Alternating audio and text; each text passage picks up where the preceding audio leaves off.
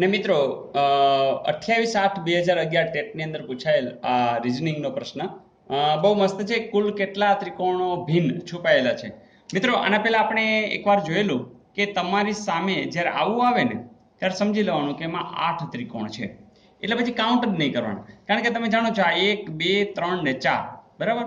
અને બીજી રીતે વિચારો કે જ્યારે તમે આ વિકર્ણ લ્યો ત્યારે આ 5 અને 6, એ જ રીતે તમે આ વિકર્ણ લ્યો ત્યારે 7 અને 8. તો જ્યારે આવી આકૃતિ હશે ત્યારે 8 તો છે ને છે. એટલે હવે આપણે આ સમજવા માટે એક આકૃતિ ડેવલપ કરવાની. જેમ કે તમે જોતા જાજો, અહીંયા આપણે સ્યોરિટી પણ જોઈ છે અને પૂરેપૂરા માર્ક્સ લેવા જ છે. એટલે ચાલો અહીંયા તો 8 આપણે ખબર જ છે કે આ 8, આ 1 2 3 4 અને આવા મોટા, બરાબર, આપણે કાઉન્ટ કરી રહીએ. હવે જરા ધ્યાનપૂર્વક જોજો કે તમારી સામે એક આકૃતિમાં આ પણ આવે છે. તરત સમજાઈ ગયું કે ભાઈ આ બે કંઈક નવા થયા, બરાબર. એટલે 8 ને 4 12. ફરીથી અહીંયા આમ કરીને તમે આમ કરો એટલે આ પણ એક નવો ડેવલપમેન્ટ થયો. ફરીથી તમે આમ કરશો તો આ પણ બે નવા થયા. સમજાય છે બધાને? હવે તમે જે આવડી સાઈઝનો એક આ જોયો ને, બરાબર, એવું જ અહીંયા તમે આ એક અને આ બે એ પણ તમારે ધ્યાનમાં લેવા પડશે. એટલે હવે તમે વિચારો કે હવે કયા બાકી રહ્યા? તો જો આગલા તમે આ વિચારો, એ તો આપણે આગલા 8 ની અંદર કાઉન્ટ કરી લીધા છે. તો હવે કોઈ ખાસ નવું દેખાતું નથી. તો તમને ખ્યાલ આવી ગયો હશે કે અહીંયા આટલા જ ત્રિકોણો છે. એટલે 8 ને 4 12 ને 13 ને 2 15 ને 2 17.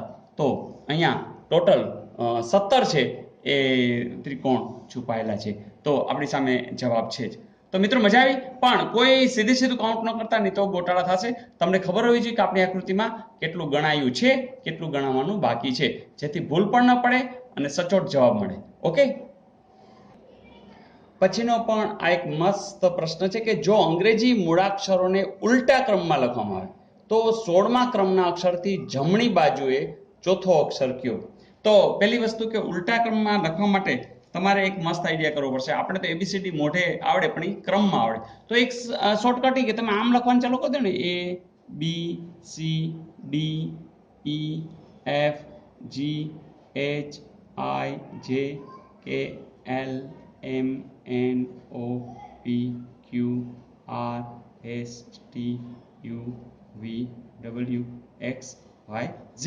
હવે 16મો ક્રમ 1 2 3 4 5 6 7 8 9 10 11 12 13 14 15 ને 16.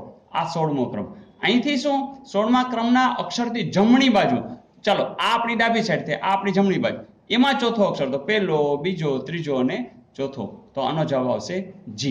તો આટલું સિમ્પલ છે, પણ તમને આ ખ્યાલ આવી જવો જોઈએ અને આટલી ઝડપથી તમારે કરવો જોશે.